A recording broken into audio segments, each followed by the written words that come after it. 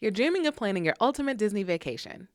You've bought your ears and your matching family shirts for your family of five, and you're ready to be fully immersed as soon as you drive up under that magical Disney sign to enter the Disney bubble.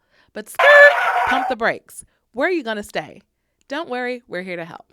In this video, we'll break down the best on-property resorts for your family of five. And watch to the end where we'll provide some bonus tips to help you keep your Disney vacation on budget. Because let's face it, Disney is expensive, and planning for a family of five is no small thing. So let's dive in. First, we're going to cover the different type of tiers of accommodations that you can find on Disney property. So the first tier is your value resort. So these are going to be for your park warriors who are out at the parks from rope drop to park close, and you're just looking for a place to lay your head. Or this is for those folks who are really trying to maximize their budget while they're on Disney property. Yep. The next tier is for people who have just a little bit more money and looking for something a little more mid-range priced and have a bit more amenities. Those are our moderate resorts. And then the last one is the deluxe resorts. That's the creme de la creme, the premium, right? Yeah, so your deluxe resorts are going to be your bells and whistles, top tier Disney accommodations. So these are going to have the most dining opportunities, going to have access to transportation, but it's also going to come with the highest price tag. Yes. So if you don't have the money, there are options for you. Yeah, anywhere that whatever your budget is, you can find somewhere to stay for your family of five. And it's really important to note that any of the resorts that we are going to cover in this video are going to be spaces that can accommodate your family of five in one room. So all in one space. Mm-hmm. So, yeah.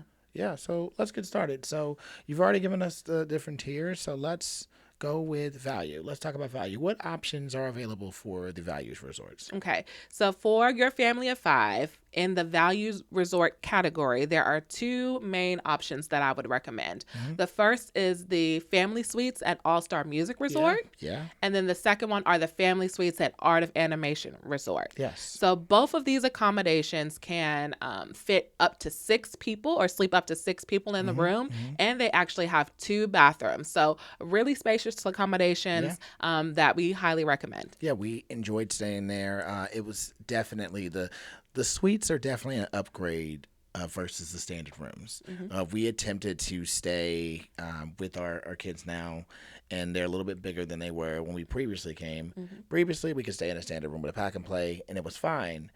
But because they're a little bit bigger, it was cramped. The last time we tried to stay at one of the value resorts, we stayed at Art of Animation, and we stayed tried to stay in a standard room, and it was cramped. It was we were actually overwhelmed with how tight it was.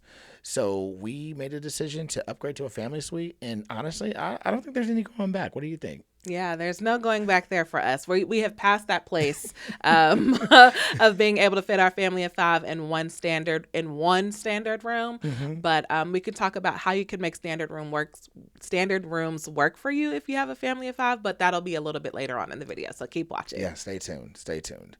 Okay, so let's talk about the moderate resorts. Now, we had the opportunity to stay at one of the moderate resorts when it was just the two of us, right? Mm-hmm. But they also have those options for the fifth sleeper to make sure that a family of five can stay there. And those two options we would recommend are Caribbean Beach and Port Orleans. Yes. So with that, it's really important that Reggie notes that these are like a standard room. So 2 queen beds, basically, but it has a 5th sleeper option. So when you are looking and researching for your Disney resort, specifically in the moderate category, make sure that you are looking for a room with a 5th sleeper option. And that 5th sleeper option is basically a pull down single bed that's usually up under like the TV console, that where you can sleep a young child or a petite person in that particular bed. Yeah, it's not huge, but it does work. It does work. So then again, that's if you're looking for more amenities.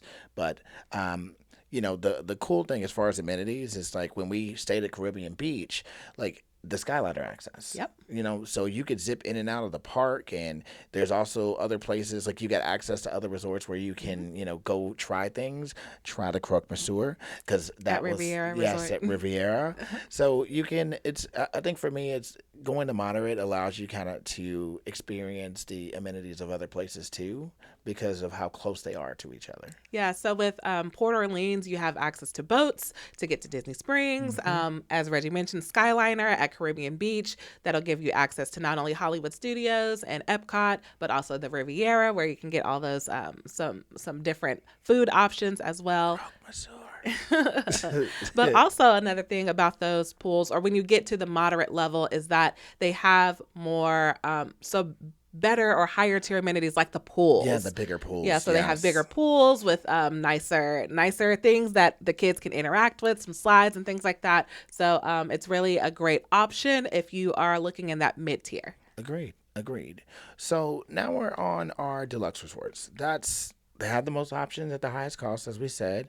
A couple that we want to mention, just especially, are the cabins at Fort Wilderness. All right, so here we're gonna pause here. So the cabins at Fort Wilderness were originally they were considered a moderate accommodation, but they just went through a renovation and had a full refresh where now they are actually considered a deluxe resort.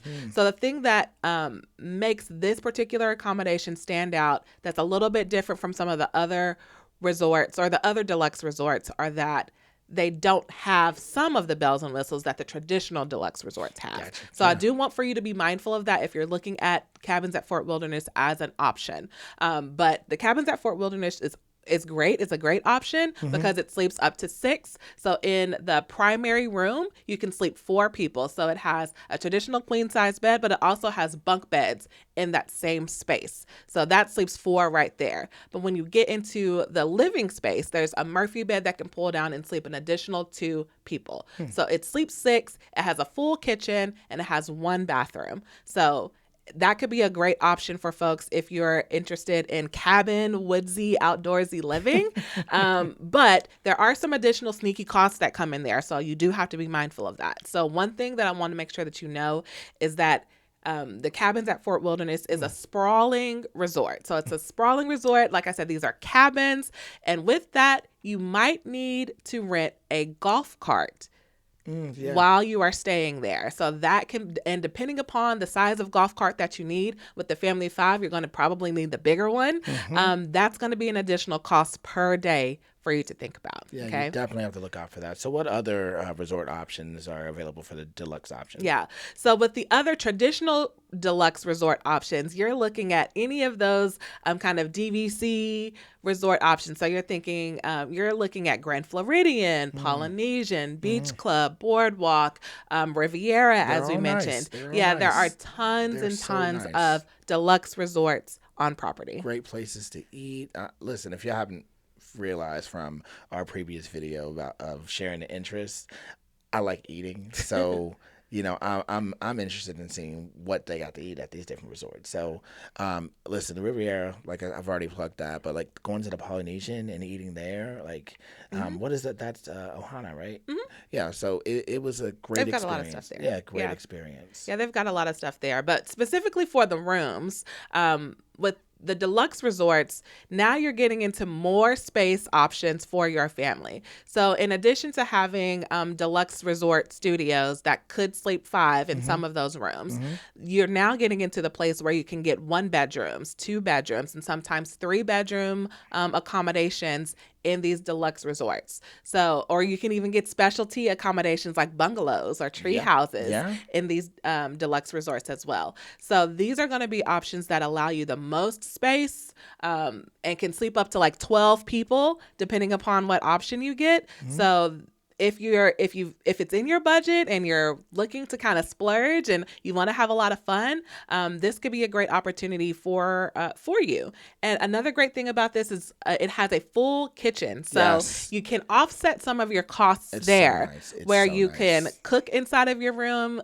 You can have your own meal. So I know we talked about we love eating at Disney on Disney property, but if you want to save some money because you're splurging on your hotel room, you can prepare some of your meals in unit. And then additionally with that, you also within these accommodations with 1 bedrooms and up have access to laundry in unit. Yeah. So that's another cost saving bells and whistles amenities that you have specifically in the deluxe resorts at the 1-bedroom level and above. And I'm going to throw one more tip out there. Regardless of the resort that you stay at, you can also like undercut some of those costs for foods and snacks and things like that by using Amazon Fresh. You can go on Amazon and get deliveries to the resorts. So don't forget about that as an option. All right. So I love all of these resorts. All of these resorts hold a special place in my heart, and I'm sure in Reggie's heart too. But the great thing about them is that we're not the only ones who love these, okay? We're not the only ones who love these resorts. So it's really important for when you're ready to plan your trip that you book early, especially for these fifth sleeper options. Look now. Because they go quick. There's not a ton of these fifth sleeper options, or even 1 bedrooms, 2 bedrooms. There's not a ton of them, so you have to be on it to book these rooms. And we recommend using a travel agent. There's tons of free ones out there. We've used them before, and they've been really helpful, but book them early. But if you get into a situation where there's no availability for the room type that you're looking for, don't worry. We have a couple of hacks, a couple of things that you can keep in mind to still be able to stay in the Disney bubble, or to still be able to have your magical vacation. Agreed. Keep watching. So let's go ahead and hop into those tips that you were just talking about. Yeah. But before we do that, if you found something that we've shared so far to be helpful, just like, subscribe, and drop the number 5 in the comments and let us know that you're enjoying this content, because we love connecting with our Tangled family community. Now, back to you, Erica. So what tips do we have for them to keep their hotel accommodations under budget? All right. So I'm going to say that our first bonus tip is to consider renting DVC points. Okay. Yeah. So if you've gotten to that situation where there are no rooms available through Disney's website, or you're working with your travel agent and they're like, oh, there's nothing available. Don't worry, there could be still an option available for you if you're looking for that deluxe accommodation. So the deluxe accommodations, you can try renting DVC points. So there are several third-party brokers out there that you can look at, like DVC Rental Store or David's Vacation Rental. They offer opportunities for DVC, which is Disney's timeshare, deluxe timeshare option, to rent out their points so that you can stay in those room types, even though you're not a timeshare owner. So that's one hack, or one thing that you can look into if you are wanting to stay deluxe, but you need to, either there's no availability or you're just looking to save some money, because a lot of times renting those DVC points is going to be a lot cheaper than booking directly through Disney. Agreed. Yeah. So another tip would be booking 2 standard rooms. So if the deluxe rooms are just too pricey for you, you could book 2 standard rooms at a value resort, and those rooms can be adjoining. Yeah. So that means more space for a lower cost. Yeah. So this could be a great option, again, like if you're trying to keep your budget down, or if you have older kids and you just need a little bit of extra space between you all, look for those 2 rooms those 2 standard rooms that you can have that adjoining door in the middle, and you can open that, and then it automatically sleeps 8. So that's a great option. Agreed. And then one final tip, and I'm not going to let Erica say this one because I know this hurts her heart. You can stay off property, okay? If the budget is a priority, you can stay at other themed rental hotels that offer Disney magic.